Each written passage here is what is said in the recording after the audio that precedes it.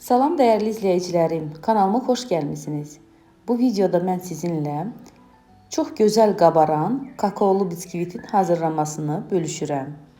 Bunun üçün bizə lazımdır 6 ədəd otaq temperaturunda olan yumurta, üzərinə 1 çimdik duz əlavə edib, biraz mikserlə qarışdırıram.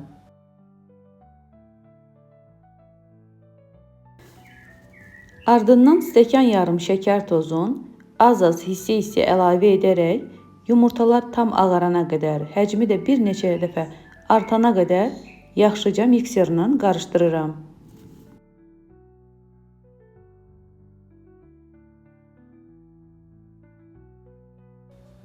Sonra isə qarışımı bir kənara qoyub, bir qabın içərisinə stəkan yarım un əlavə edirəm. 2 dolu yemək qaşığı nişasta əlavə edirəm. 1 paket vanilin, 1 paket qabartma tozu və 2 yemək qaşığı kakao əlavə edib birlikdə yaxşıca qarışdırıram.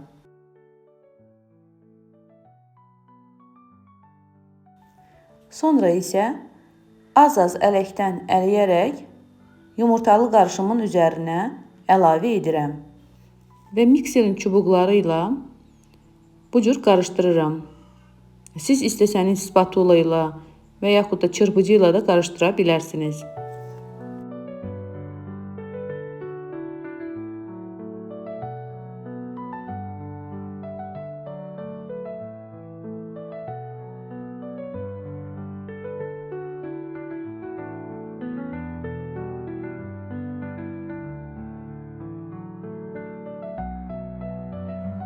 Ardından xəmirin içərisinə 3 yemək qaşığı süd və 2 yemək qaşığı duru yağ əlavə edib yaxşıca qarışdırıram.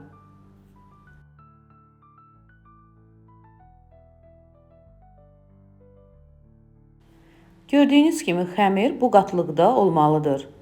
İndi isə diametri 25 sm olan formanın içərisinə əlavə edirəm və əvvəlcədən qızdırılmış 180 dərəcəli sobada bişirməyə aparıram. Budur, biskvitimiz bişdi, artıq hazırdır. Hazır olub olmamağını da çöplə yoxlayıb baxırıq və isti-isti biskviti üzü aşağı çevirib yağlı kağızı çıxardırıq və formadan da çıxardıb dəsmalın üzərində tam soyuyana qədər gözlədirəm. Soyuduqdan sonra artıq hissələrə bölüb İstədiyimiz kimi tort hazırlamaq mümkündür. Əgər siz daha da hündür olmağını istəyirsinizsə, o zaman formanın diametrini biraz kiçik etməlisiniz.